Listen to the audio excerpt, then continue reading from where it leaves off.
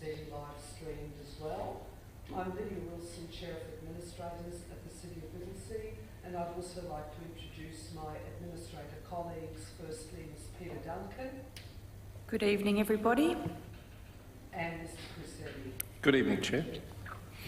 I would also now like to introduce our Chief Executive Officer, Mr. Craig Lloyd, and ask that he also introduce the council officers in attendance. Thank you, Chair. Thank you.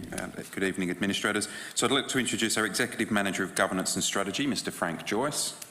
Good evening. Director of Planning and Development, Mr. Justin Amara. Director of Infrastructure and Environment is Debbie Wood. And our Acting Executive Manager of Public Affairs, Ms. Sarah Oldman. Almighty God, we ask for your blessing upon this council to make informed and good decisions to benefit the people of the city of Whittlesea. Our Father who art in heaven, hallowed be thy name.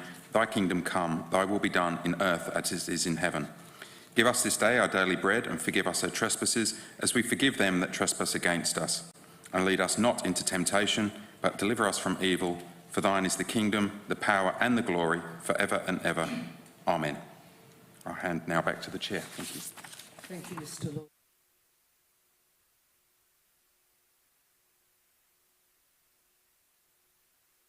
I acknowledge the Wurundjeri Wurrung clan as the traditional owners of this place, and I'd also like to personally pay my respects to elders past, present and emerging. Before we move to council business, I would like to make a few acknowledgements this evening. Firstly, I'd like to make an acknowledgement of the life and passing of Deb Ganderton. We were extremely saddened and shocked to hear about the passing of the Chief Executive Officer, Deb Ganderton. She's the Chief Executive Officer of the Greater Melbourne Cemeteries Trust, and this is really a huge loss for the Cemeteries Trust, for the community services and the local government sectors, and of course for her family and friends. Deb actually had 18 years of local government experience across 3 councils, primarily in the communications and customer service areas, followed by her appointment to the Greater Melbourne Cemeteries Trust as a director in 2017 and subsequently as the Chief Executive Officer in 2019. Deb actually described herself as a storyteller, an influencer and a futurist, working with a passion for people and the urban environment. And the Greater Melbourne Cemeteries Trust actually wrote of her, and I quote, "Genuinely wonderful and a force of nature. Deb has left a legacy and will be missed by all at the Greater Melbourne Cemeteries Trust. We will all really miss Deb, and our thoughts and best wishes go out to her family, to her colleagues and friends at this very sad time."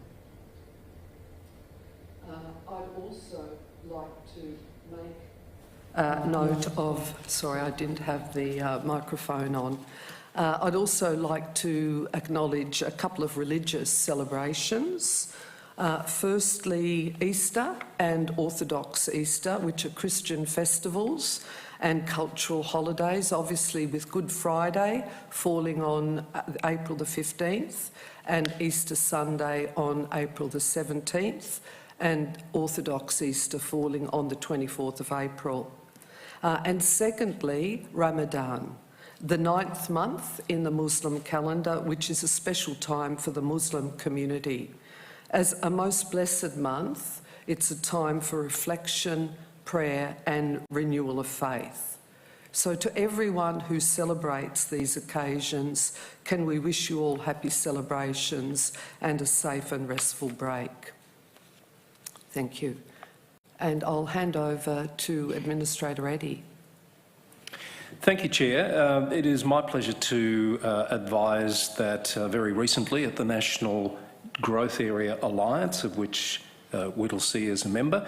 They held their Congress out at Werribee. We were ably represented by Mr O'Mara, our director, at that event, and we were very pleased to learn that our Olivine Place project received an Excellence and Innovation Commendation Award at that event in the Partnerships and Building Connections category.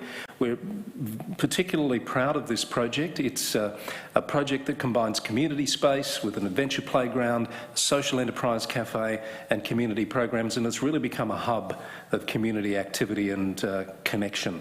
So it's really wonderful to see that this is making a difference to growth area residents and created an avenue for community members to have a say in how the facility and more broadly how that whole development there evolves. This came through our Innovative Growth Areas Social Planning tool, started out as a collaboration between the Council, Mirvac and grassroots placemakers, but now there are many other partners involved, which is a great thing about the project. So we look forward to that continuing to go from strength to strength, and thank and congratulate everyone involved in that recognition from the NGAA Awards. Thank you, Madam Chair. Thank you, Mr Eddy. I note that all administrators are present. Administrators, if you have a conflict of interest in any item on the notice paper, you may verbally disclose the type and nature of the interest now, but you must make a declaration immediately before consideration of the matter in question. Are there any items for which you have a conflict of interest to declare? No, Chair. No, Chair. And I also note that I have no conflict of interest to declare. I seek a motion to confirm the minutes of the following preceding meeting, which was the scheduled meeting of Council held on the 21st of March 2022. Can I have a mover? So moved. Thank you, Administrator Eddy, and I'm happy to second that motion. And I will now put the matter to a vote. All those in favour? The motion is carried. I note that we have one public question received for this council meeting, and I also note that the person who has submitted the public question did not wish to attend and actually ask their question in person. So I will read the question, which is from James Walter of Mernda, and his question, and I read verbatim, is: construction of the Roads and Woolworths complex is well underway for Mernda Town Centre. Does Council have a plan, estimated delivery time for a new library in the Mernda Town Centre precinct? There is a large population in Mernda and Doreen underserved by libraries, and with so many young families here, a library would make for a fantastic space for young people to borrow books and engage in STEM activities. And could I ask our Chief Executive Officer to provide a response to that particular question? Thank you, Chair. Delivering community services and infrastructure such as libraries for all parts of our municipality remains a priority for Council. Over the next 10 years, permanent library services are planned for the communities of Wollert, Mernda, Epping North and Donnybrook. Mobile and pop-up hubs as part of a community centre will be providing library services for these communities as they establish and grow. A pop-up library hub will soon be open at the Gallagher Community Centre in Epping North, in addition to an existing pop-up at Olivine Shared Space in Donnybrook. At these facilities, people will be able to return library items, collect holds and browse and borrow from a collection of books and resources. There will also be regular story time sessions. In addition to these facilities, a mobile library visits the Lorimer Primary School in Doreen and Mernda Primary School weekly, and that's open to everyone in the community. Thank you, Chair. Thank you, Mr Lloyd, and again we thank Mr Walter for his question today. We also have one joint letter this evening, and the joint letter is from 12 residents requesting Council to bring forward and make public its plans to fund community infrastructure for the Epping North Wollert growth area in its upcoming 2022-23 budget, in particular to fund initial planning works for a library and sporting complex in Epping North Wollert. And again, Mr Lloyd, if I could ask you to respond to that particular joint letter. Thank you, Chair. In response, I'll provide a draft recommendation in a moment for your consideration. There's a good opportunity with the timing of this submission for this can be considered as part of the Council's budget considerations. So there will be an opportunity, should you resolve to follow the recommendation in a moment, that this be considered as part of that budget process, and that will allow the respondents to attend the budget committee and provide a submission to that committee. We'll also be providing a full copy of their letter, the full wording of their letter, which will be attached to the minutes of this council meeting. So it's our recommendation that council receives the joint letter from 12 residents regarding community infrastructure in the Epping North Wollert area for the up and coming 22-23 budget, and that the joint letter be considered as a public submission to the 22-23 budget, which is currently open for feedback until 5 p.m. on the 26th of April this year. Thank you, Chair. Thank you, Mr Lloyd. Administrators, do you have any questions in relation to this joint letter? If there's no questions, I ask then for a mover for the officer recommendation for this joint letter. I'm happy to move that, Chair. Thank you, Mr Eddy. And a seconder? Yes, Chair. Thank you, Ms Duncan. I'll now put the matter to a vote. All those in favour? The motion is carried. Thank you. Administrators will now be working through the agenda, and the first item of general business is item 5.1.1, which is the Audit and Risk Committee report on activity. And if I could invite our Executive Manager, Governance and Strategy, Mr Frank Joyce, to provide a brief introduction to this item.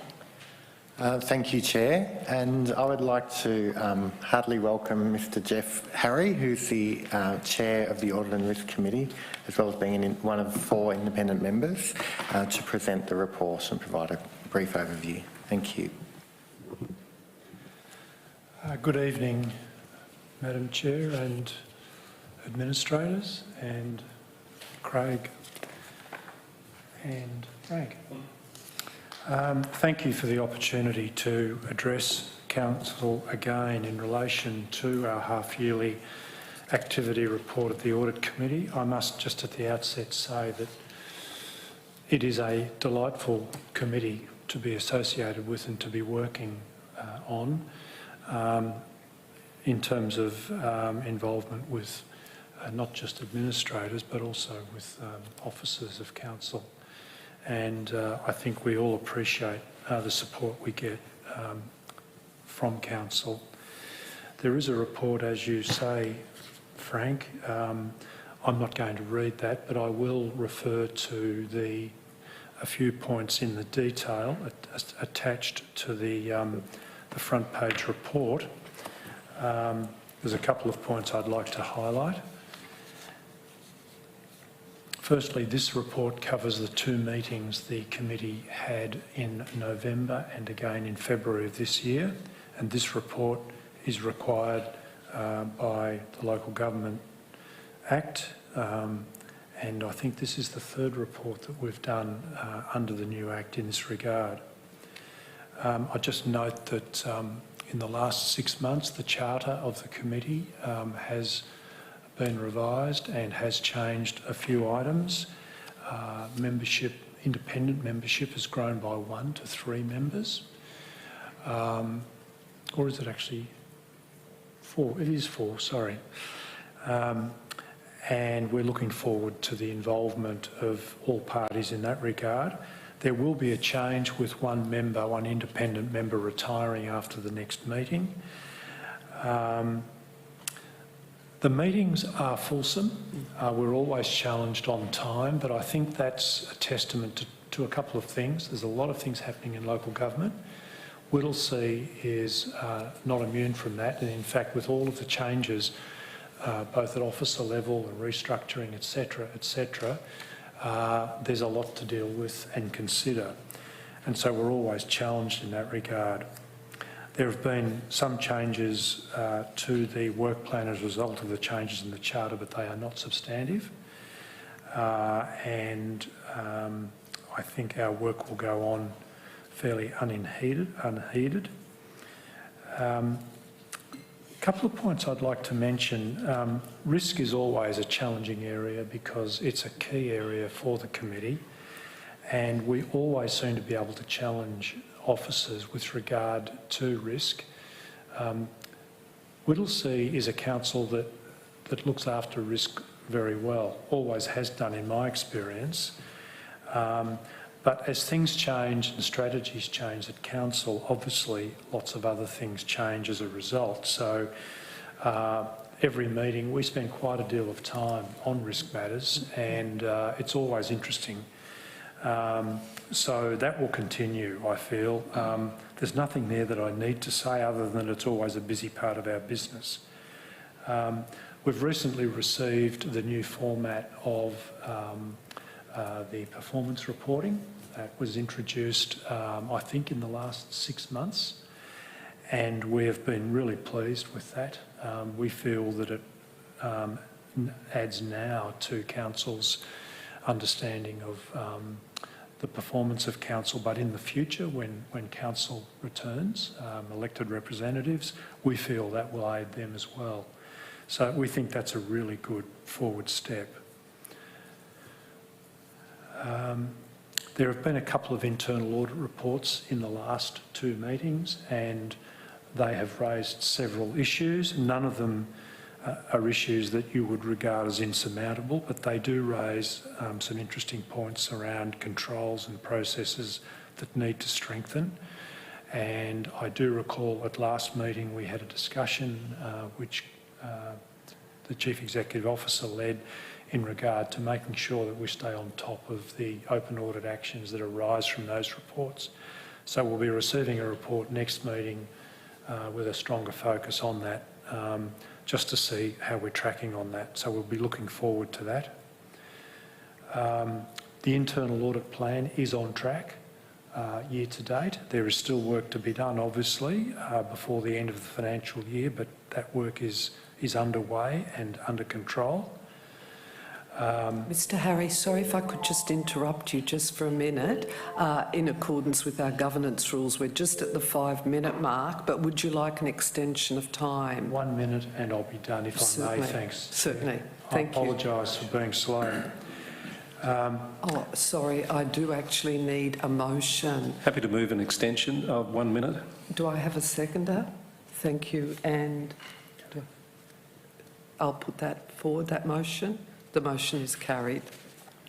Interestingly, there have been some officer-initiated internal audit reviews which the committee was very supportive of, and I think that shows a maturity at officer level which we very much support. I think going forward there'll be some challenges for the committee in regard to changes of personnel in offices that will mean we'll need to, there'll need to be some new people put in place, but I think that's well in hand and I don't see any challenges with that. The only other comment I'd make is that this year there will be 5 meetings rather than 4. We decided to go to 5 meetings to cover our agendas better and to allow enough time on the important things. Madam Chair, that's all I have, and I'd be happy to take questions if there are any.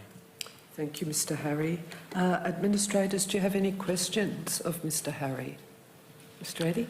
Thank you, Chair. Mr Harry, I wonder, based on your experience with other audit committees, what do you see as the key risk issues that this council needs to be mindful of in the next year or 2? What's emerging? Well, for this council, I would say stabilising, settling down all the changes that have come before in the last 12, 18 months. I think there's been lots of reference to that at our meetings, and I think we all understand that that will be a challenge for a little while. New people, changed processes, and the need to strengthen some processes. I think risk broadly is generally well controlled here, but I think we'll be receiving updates in that space which perhaps will indicate that there's a need for a, not renewed, but perhaps a stronger focus in a few areas of strategic risk. Any further questions? If not, could I ask for a mover for the officer recommendation for item 5.1.1? Madam Chair, if I may, I'd like to move an alternate motion to what's printed in the agenda, and that is that Council receive with thanks the report on activity from the Chairperson, Mr Jeff Harry, of the Audit and Risk Committee. And I so move. Mr Eddy, you might just like to, Wait to put it on screen. Repeat it Yes. slowly, just so that it can hopefully be reflected. Would you like me to read that again?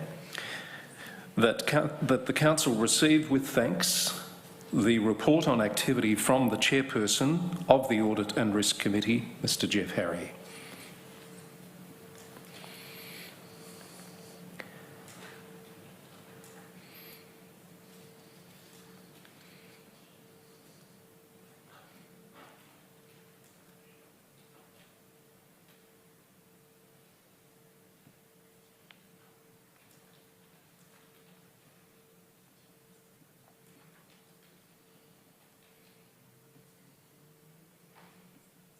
Of the Audit and Risk Committee.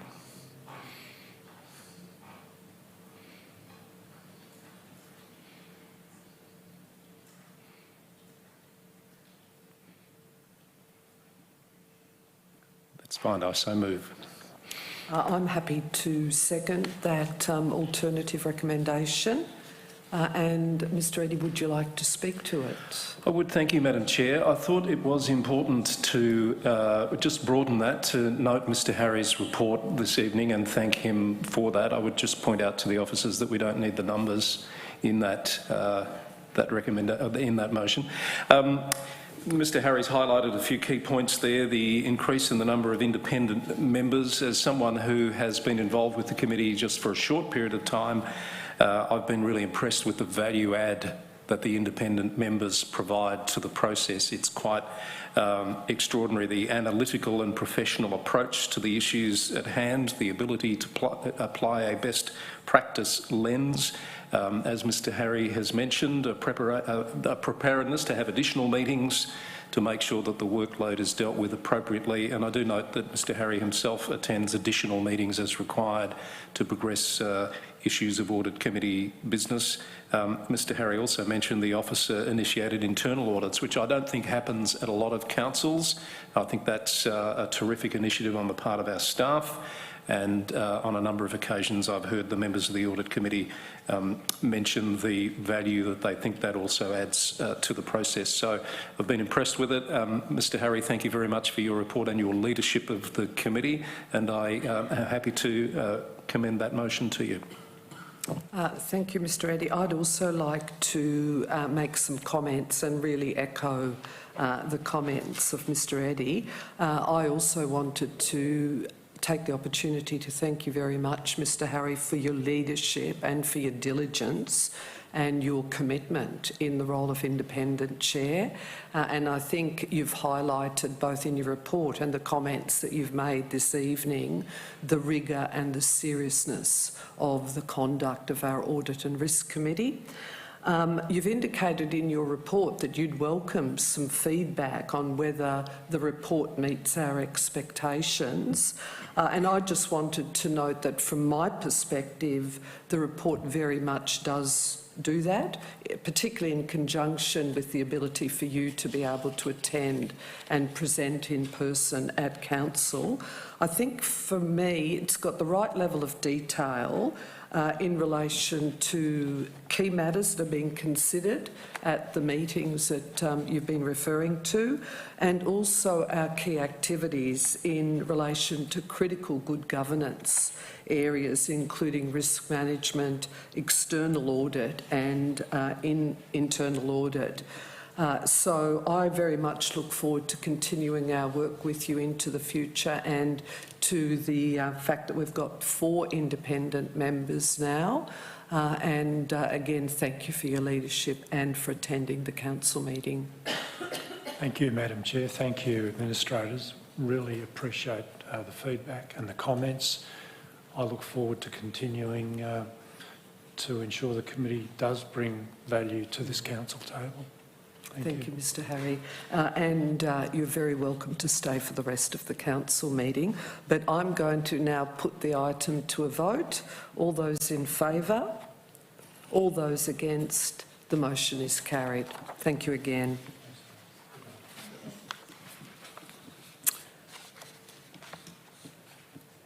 Item 5.1.2 is the Administrator Good Governance 6-monthly update.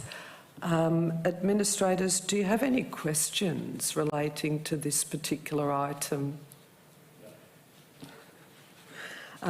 If you have no questions, I'm happy to move the recommendation for item 5.1.2 with just slight rewording as follows, and you can see it projected on the screen.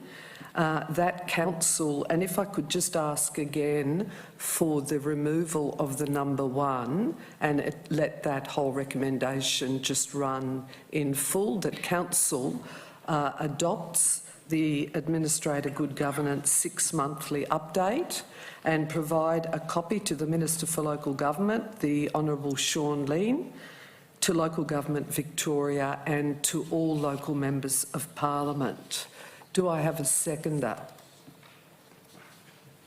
Yes, Chair. Thank you, Administrator Duncan. So as the mover of this particular item, I would like to make a few comments.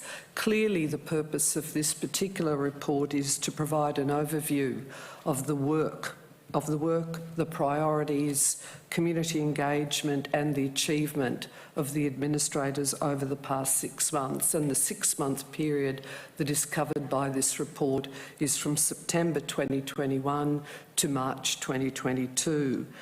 And it's important to note, and it's contained within the report, that given in fact that we now already publicly report at Council against the Community Plan Action Plan, we're going to, into the future, slightly change our reporting approach, and we're going to focus much more on administrator community engagement and the major achievement of councils rather than replicating that other report.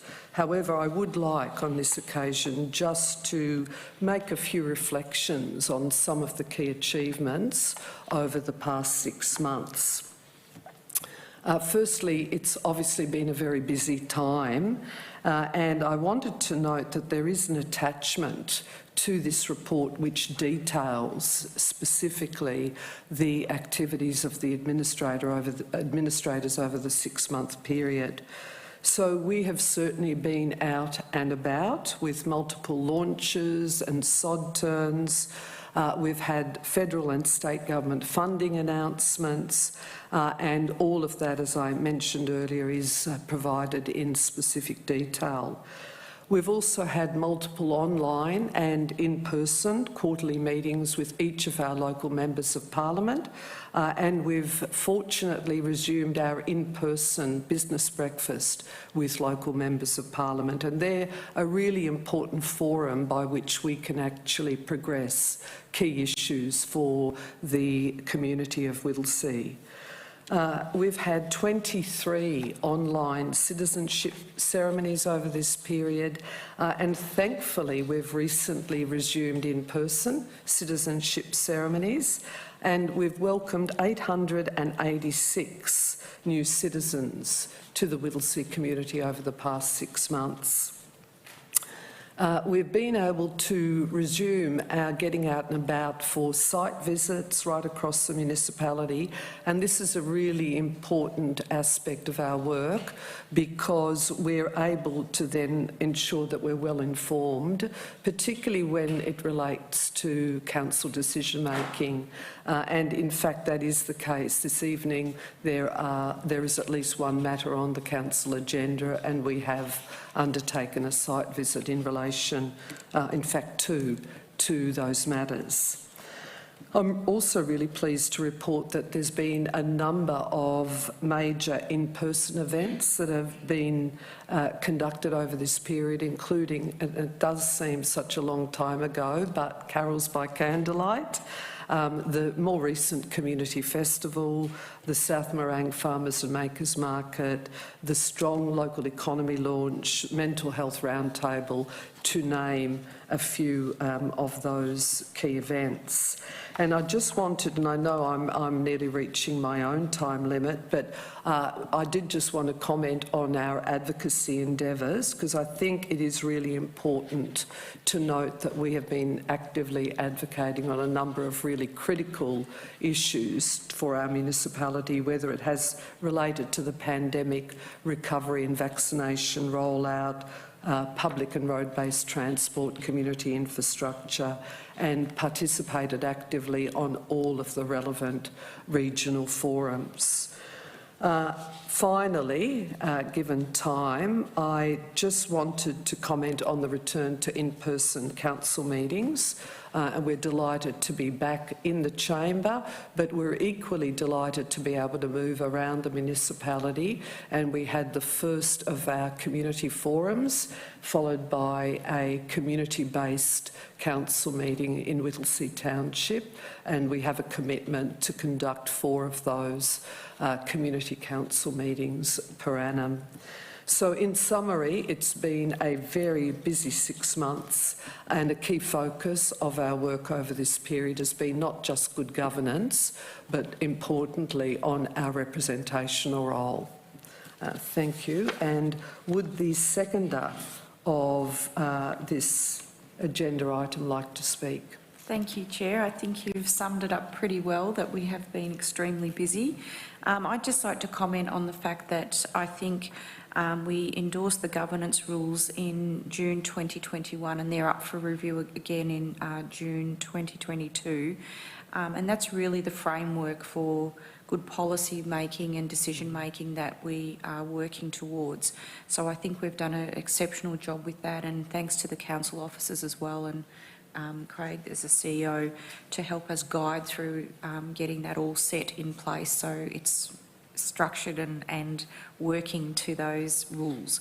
I think in regards to your comments around the representational role that we do have, regardless of whether we were in lockdown or not, we did continue to engage with community through online forums. It's never the same as sitting all together, but we did absolutely continue to do that, because, you know, nothing just stops because we can't get out and about. But we are out and about, and we have been doing some tours around the city and also meeting with different organisations, attending things like the recent Strong Local Economy breakfast, which was excellent, meeting our MPs and continuing to advocate strongly for what the city needs. So it's fantastic to be back in person in the chamber for our council meetings as well. So we look forward to meeting more of the community in the months to come. But I think the report's solid, and as we committed to, it will always be transparent. And I just encourage people to really have a look at those things that we have been doing and what the future actions are that are going to be coming from the administrator group. Thank you. Thank you, Ms Duncan. Mr Addy, would you like to make any further comments? Thank you, Madam Chair. I think you've both hit the high points. I think I've just crossed a few things off that I had mentioned, which is fine. I think it's worth noting that the original ask of us as a panel of administrators, it predates me, was to take into account reform opportunities that were at the time set down in the Local Government Bill, but are now part of our new Local Government Act 2020. It was in fact about that time that it was coming in. I think you can reflect that or see that reflected in the various engagement opportunities and activities that we've overseen around budget, council plan, long-term financial plan, etc. But as Administrator Duncan said, importantly, that ongoing review of the governance rules. I'm not sure there's a week goes by when it doesn't come up in conversation about how fit for purpose it is or isn't, as we keep an eye on are those opportunities for public participation being provided as openly and readily as we would like them to be. And I think Exhibit A, as you mentioned, Madam Chair, was the community forum and the Whittlesea Township meeting a couple of weeks ago, and also the business engagement and the very clear focus on economic development in a, let's hope it's a post-COVID environment. So support everything that's been said and happy to support this item. Thank you, Mr Eddy. I'll now put the item to a vote. All those in favour? The motion is carried. Item 5.1.3, Amendment C257 WSEA, proposed planning provision changes to 115 Chawala Avenue, Thomastown. And if I could invite our Director of Planning and Development, Mr Justin O'Mara, to introduce this item. Thank you, Chair. I would like to introduce our Coordinator of Strategic Land Use Planning, Linda Martin-Chu, who will provide a brief overview of the report and recommendations. Thank you, Mr O'Mara. Thank you. This report makes a recommendation for a council position on Planning Scheme Amendment C257, which rezones land at 115 Chawala Avenue, Thomastown. The land is located within a waterway buffer for Merry Creek. Melbourne Water is the waterway manager and owner of the land and is the proponent of the rezoning and potential sale of the land. The planning authority for the amendment is the Minister for Planning. It is a state government requirement that prior to offering land for sale by public process, the most appropriate zoning must be in place so that the land can be sold based on its highest and best use. As such, the land is proposed to be rezoned from public use zone to industrial 1 zone. Melbourne Water has formally requested Council's views on the proposed rezoning by 29th of April 2022. The Government Land Standing Advisory Committee will consider the sale of the land at a public hearing in June this year.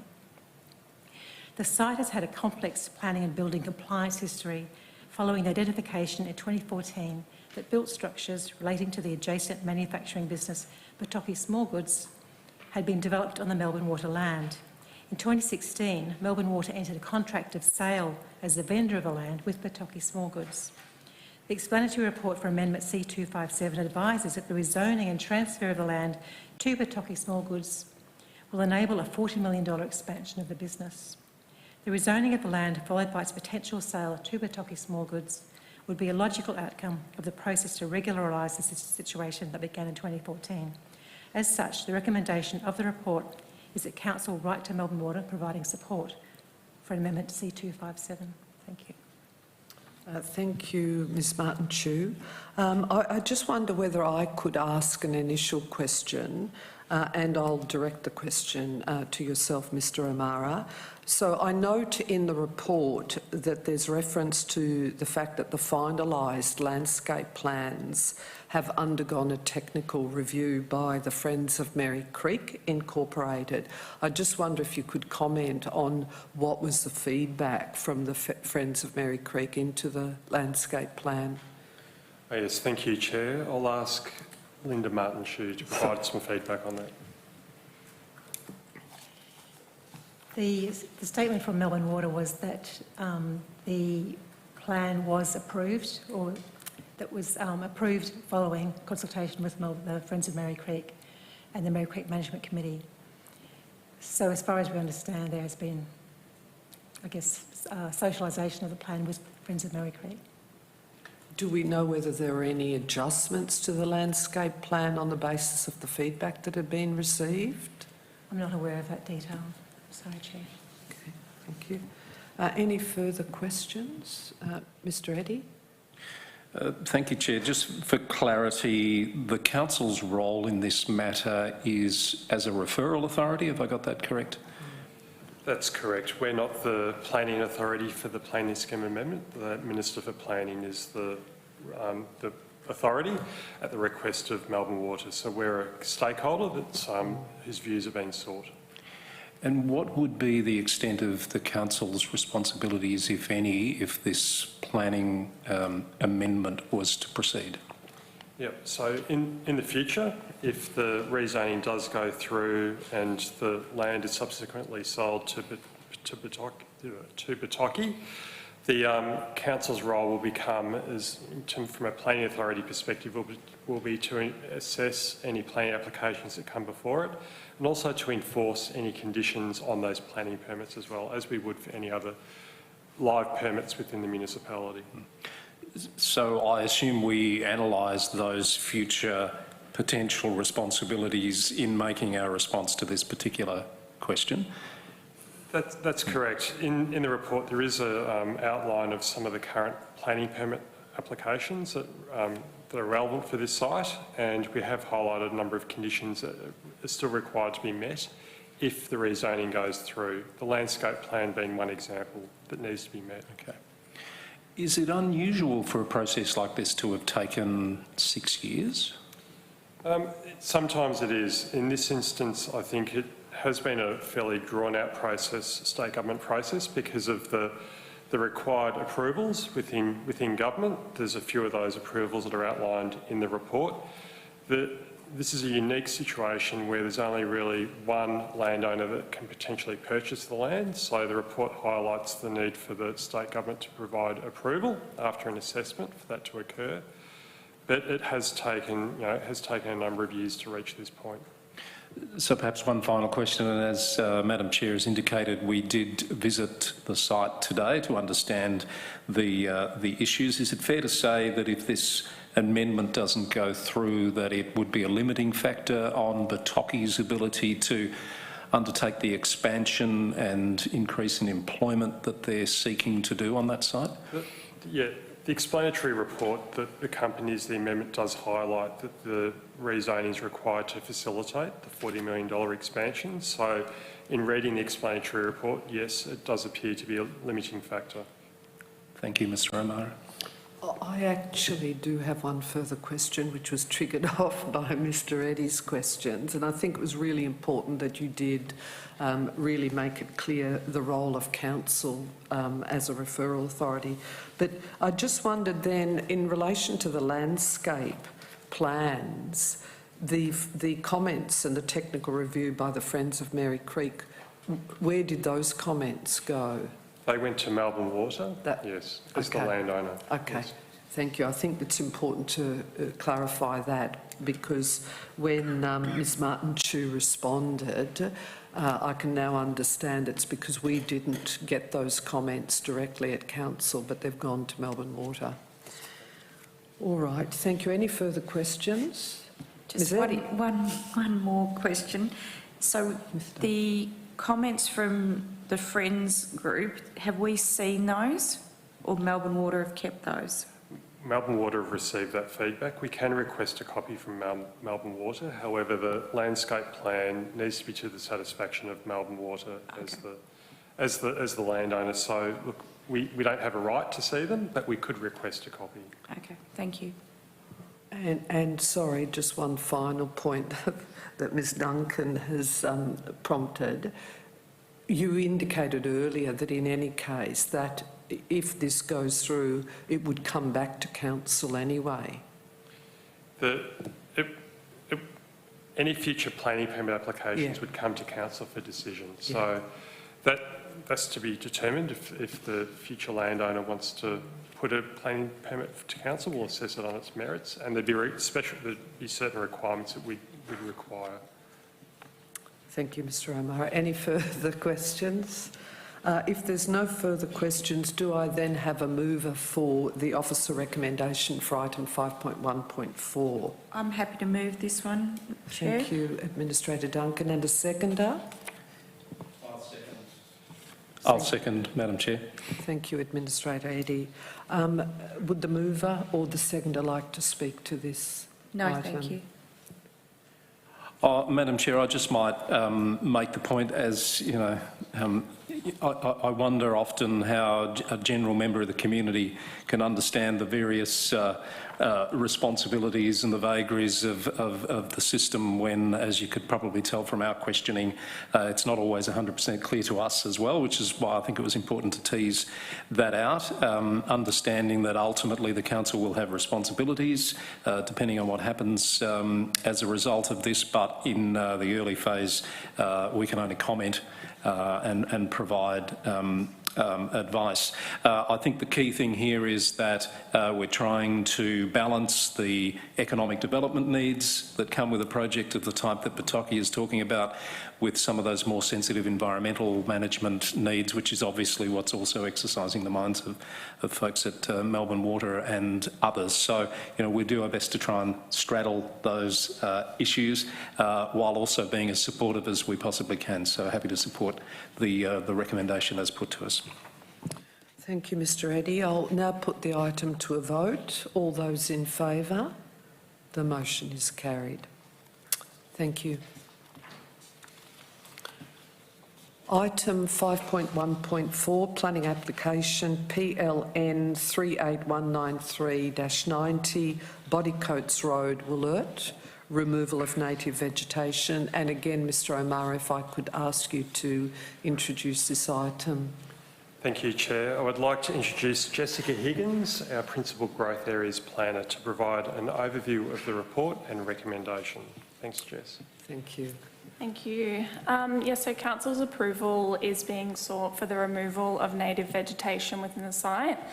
It consists of 15 river red gums, which are of fair to poor health and includes 3 dead trees. The proposal is required to facilitate a multi-lot residential subdivision of the site, which is in accordance with the approved Wollert Precinct Structure Plan.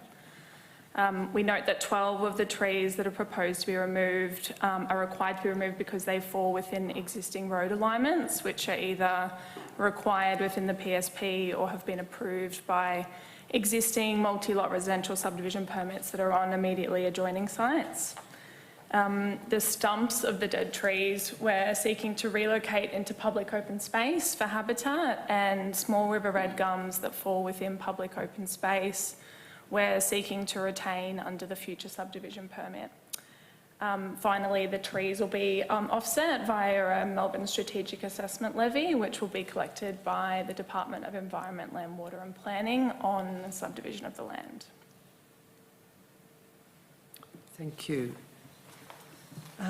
Again, if I could perhaps ask an initial question, and I will direct it to you in the first instance, Mr O'Mara, and it relates to the very last point that Ms Higgins made regarding the Melbourne Strategic Assessment. Was that what you referred to it as? It's clear within the officer report that that environmental levy will be applied to this site to ensure that there's no net loss to biodiversity, and that the levy will be used by the Department of Environment, Land, Water and Planning for conservation purposes. And something that we've been advocating very strongly for is the creation and management of the proposed grassy eucalypt woodland reserve.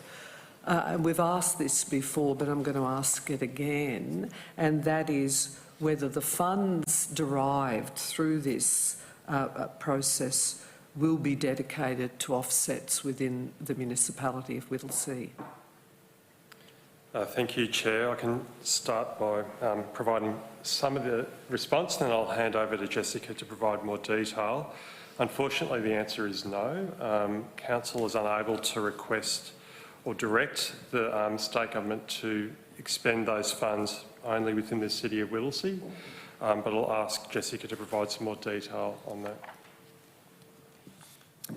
Yeah, look, essentially the funds are distributed by the Department of Environment, Land, Water and Planning as per the the BCS, which is the Biodiversity Conservation Strategy.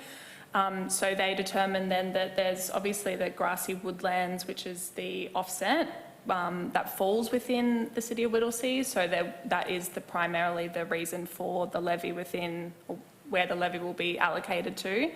But it may not necessarily be entirely within our city that it's spent.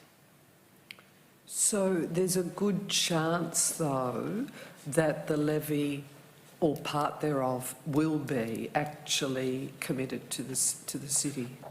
Part thereof may be, but there's no specific direction that the state government have to expend, say, 50% of the funds within the municipality or 25%. There's no prescribed approach to that. As Jessica mentioned, the Melbourne Strategic Assessment Area covers quite a large area of metropolitan Melbourne, which enables the state government to identify multiple areas within those biodiversity conservation areas, of which I think 8 of those areas are within the City of Whittlesea. So there's a chance that some of the funds will be expended within the City of Whittlesea. But I think it's also important to note that all councils within the Metropolitan Strategic Assessment Area have the same conditions applied by the Department of Environment, Land, Water and Planning. So ultimately, the plan is that all of those funds that are obtained across metropolitan Melbourne will go towards those projects and areas, including our municipality. Thank you, because what I suppose you're foreshadowing, Mr O'Mara, is that equally funds derived in other municipalities could potentially provide additional environmental, be of benefit to Whittlesea. That's correct, yes. Are there further questions? Mr Eddy. Thank you, Chair. I'd like to pursue that a little bit further. So it sounds like this operates similar to the landfill levy, correct? Correct in the sense that the funds are pooled together and then used across a broader regional area. Yes. Is there any transparency about where the levy funds ultimately get expended? I'll ask Jessica to answer that one. Thanks, Jess.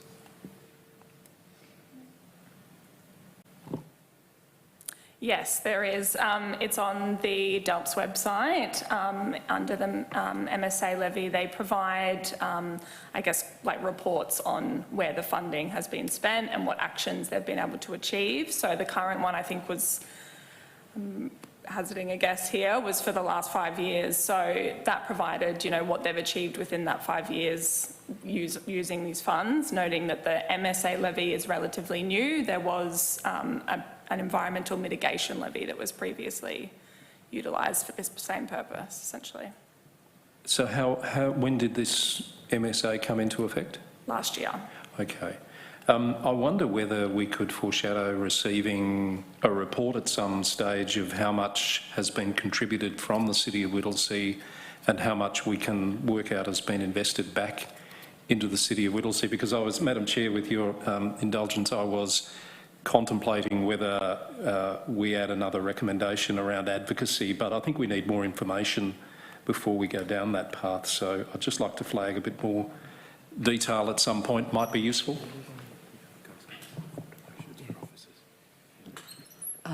Thank you, Administrator Eddy. I think what you're doing is foreshadowing that you're requesting for an additional officer report on this particular matter. Yes, but when we're in a position to actually report back meaningfully, if it only started last year, I would take the officer's advice on whether it's, okay, it's imminent or, something that happens in the next 12 months or so. Okay. Are there any further questions relating to this item? No? Do I then have a mover for the officer recommendation for item 5.1.3? I'm happy to move that, Madam Chair. Thank you, Mr Eddy. I'm happy to second it. And Mr Eddy, would you like to speak to the Yes, report? briefly. I think this council's got a record of being very particular and what's the word I'm looking for? Serious about the retention of native vegetation, and so it is with some reluctance, I guess, that we support a recommendation like this, but the logic is sound.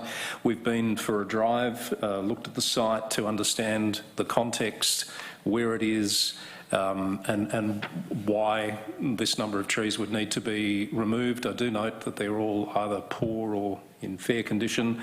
I did mean to ask a question about where dead trees generally get relocated to, but I'm not going to break with governance rules to ask that question now. And I think we've delved into the vagaries of the levy and where that gets invested, and I do think that's something we need to spend some time understanding a little bit better in future. But on the basis of this particular issue and the need to move forward, I'm happy to move. Thank you, Mr Eddy. I've got no further comments, so I will I will now put the item to a vote. I've seconded the item. I will put the item to a vote. All those in favour? The motion is carried. Thank you, Ms Higgins. Item 5.1.5, Zabel's Farmhouse Museum, Heritage Garden and Caretaker Cottage. And could I ask the Chief Executive Officer to provide an overview of this report? Thank you, Chair. Thank you, Chair. This item has been withdrawn from tonight's agenda. Following the publication of the agenda, I determined that this item be withdrawn from tonight's agenda in consultation with the Chair to allow further time for further consultation with the Friends of the Westgarth Town Group before this matter is considered at a future meeting of Council. Thank you, Chair. Thank you, Mr Lloyd. Item 5.5.1, Interstate Conference, Australian Local Government Association National General Assembly 2022. And again, Mr Joyce, if I could ask you to provide a brief overview of this report. Thank you, Chair. The Australian Local Government Association National General Assembly is the peak annual conference for local government, attended by mayors, councillors, administrators and chief executive officers. The conference provides an opportunity for council representatives to engage directly with the federal government to develop and influence national policy. So attendance by the administrators and CEO will enable the needs of the City of Whittlesea to be represented and provides timely opportunity to progress Council's advocacy priorities in discussion and workshop with key decision makers, including local members of Parliament following the federal election.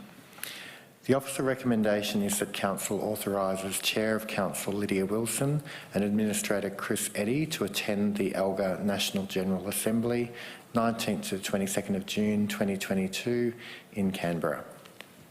Thank you, Mr Joyce. Administrators, do you have any questions relating to this item? So could I ask for a mover for the officer recommendation for item 5.5.1? Happy to move that, Chair. Thank you, Ms Duncan. And a seconder? Seconded. Thank you, Mr Eddy. Would the mover like to speak to the report? Yes, thank you, Chair. I think it's important to note that due to the pandemic that we've had no attendance or visibility at this conference for the past 2 years. So I think it's really important that we attend this year. So I fully support my colleagues going to represent the municipality with our CEO. I think it's a good opportunity as well to meet the federal MPs as well as our local government constituents and local government members as well of Parliament, which will be there. And I do note that as to be cost effective in this travel, that you will be travelling by car up to Canberra. So I think that's important to note as well, but it's a great initiative. Thank you, Ms Duncan. Would the seconder like to speak to the item? Madam Chair, I'm wondering whether I can reconsider if we were all going to share a car to Canberra, but I need to think that through. No, I'm only joking. I will just note that we'll have a new federal government. It'll be about a month in. It'll be hopefully a timely opportunity to understand the lay of the land. The other point I would note that the third week of June in Canberra is usually very cold, so pack plenty of warm stuff. Thank you. So seconded. Thank you. Thank you, Mr Eddy. I've got nothing further to add. I'll now put the item to a vote. All those in favour? The motion is carried. I note that there are no notices of motion. Administrators, do you have any items of urgent business? No? So if we move then to reports of council representatives and the CEO update, and I will perhaps do the initial administrator report just in relation to some of our key activities over the preceding 12 months. And we've touched on we've made some comments already, given we had the administrator 6-month report. The last month has been busy in relation to participation in the regional forum. So I had a meeting of the Northern Councils Alliance. I had a meeting of the City of Whittlesea Business Advisory Panel. and also an MAV Interface regional meeting. I also had a meeting of the Whittlesea Community Connections Board, and I noted earlier the citizenship ceremony that we've held in person that occurred over this last month.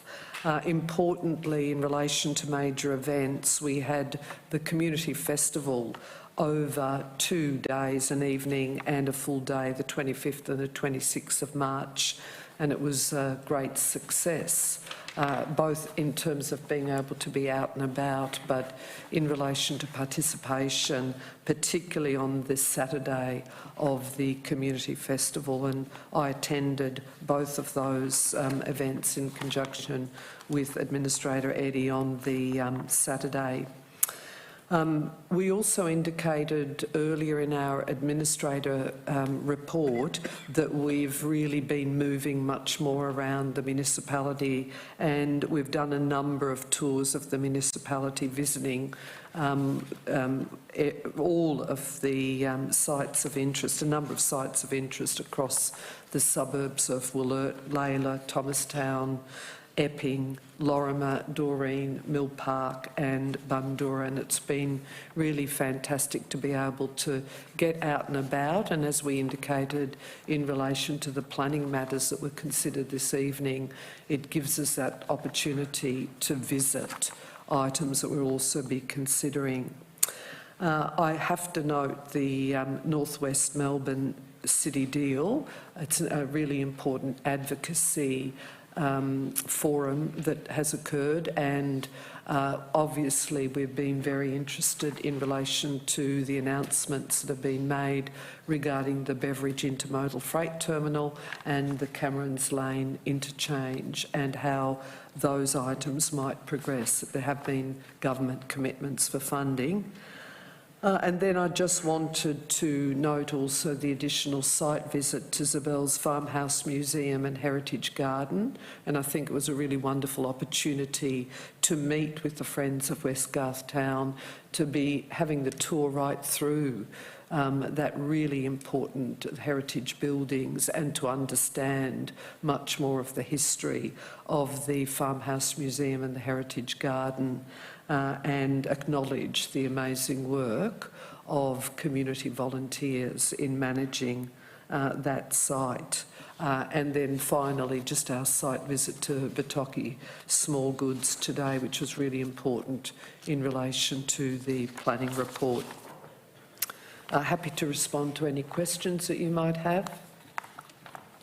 Thank you. So if I could now ask Ms Duncan to also provide an overview of activities over the past month. Thank you, Chair. I won't repeat everything that you've done that we all did together. I'll just add to that I attended the Whittlesea Reconciliation Group's Planning Day, which was a great opportunity to meet everyone in person for the first time in over 12 months, I would say, to just get a plan for the next 12 months of activity and events for that group.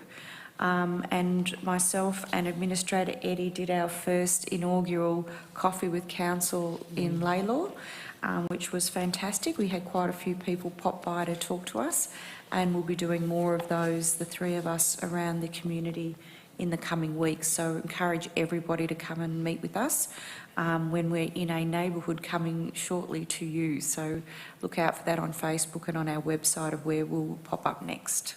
And obviously Batoki today. Thank you, Chair.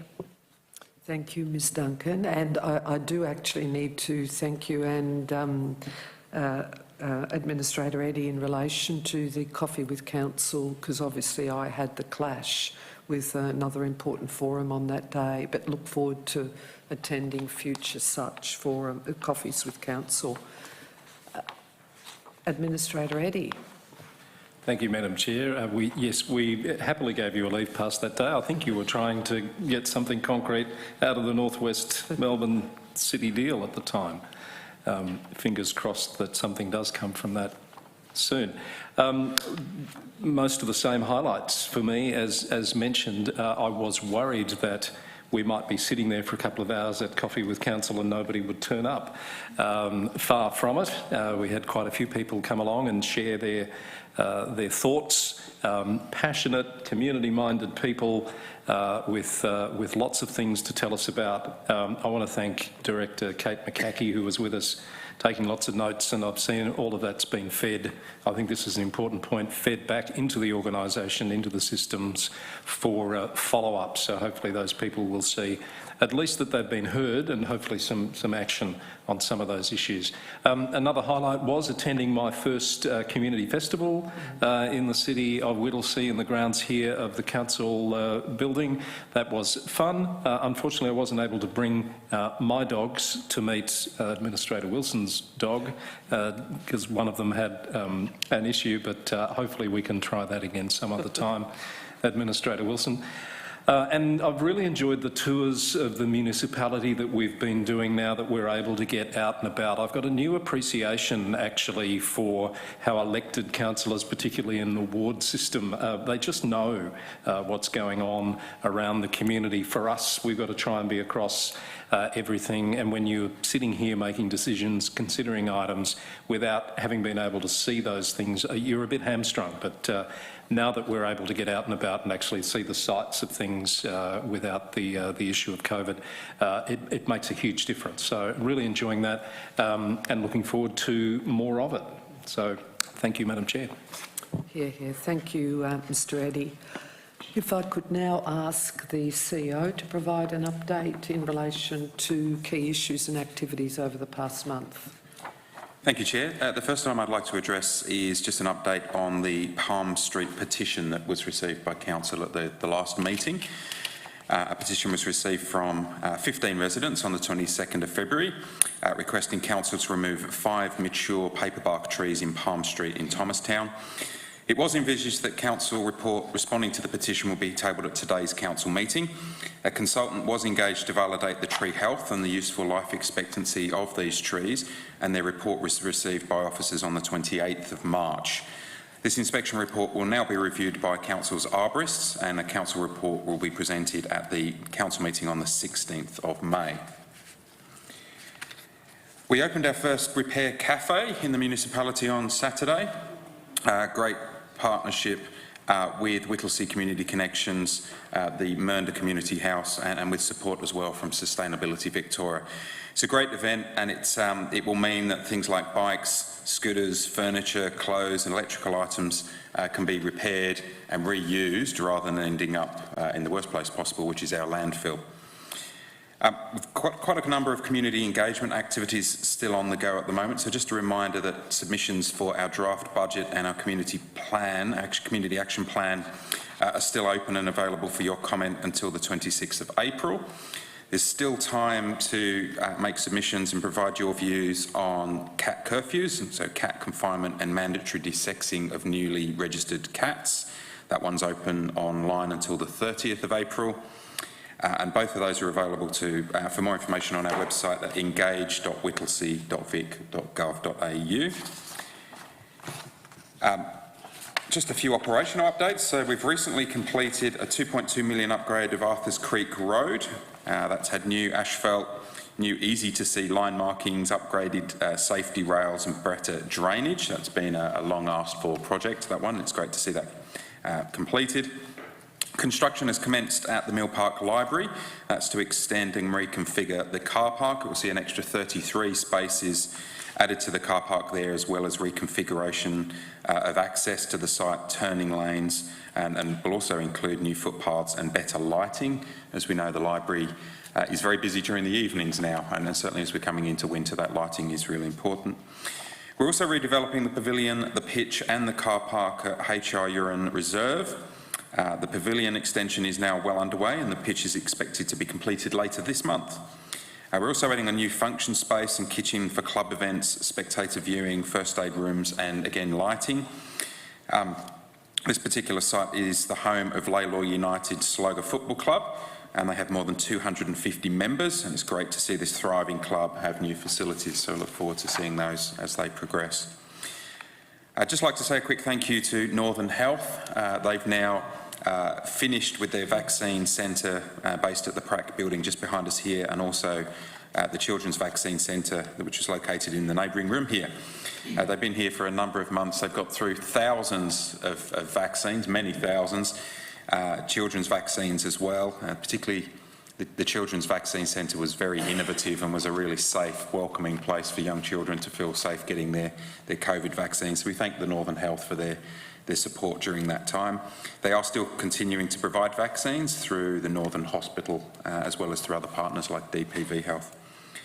Just before I close off, I just wanted to acknowledge, as was touched on earlier, on the start of Ramadan, and send my well wishes to everyone observing that holy month, and also my best wishes to everyone that's celebrating Easter, and hope you have a great Easter. Thank you, Chair. Thank you, Mr Lloyd, and some really important updates, and also reminding everyone that we've got a number of very important community consultation activities open right now. So thank you for all of those updates. Are there any questions of Mr Lloyd? No? I just do note that all of our verbal reports will be documented in the minutes. There's no confidential business. So that brings us to the end of the meeting, and therefore I declare the meeting closed. Thank you all.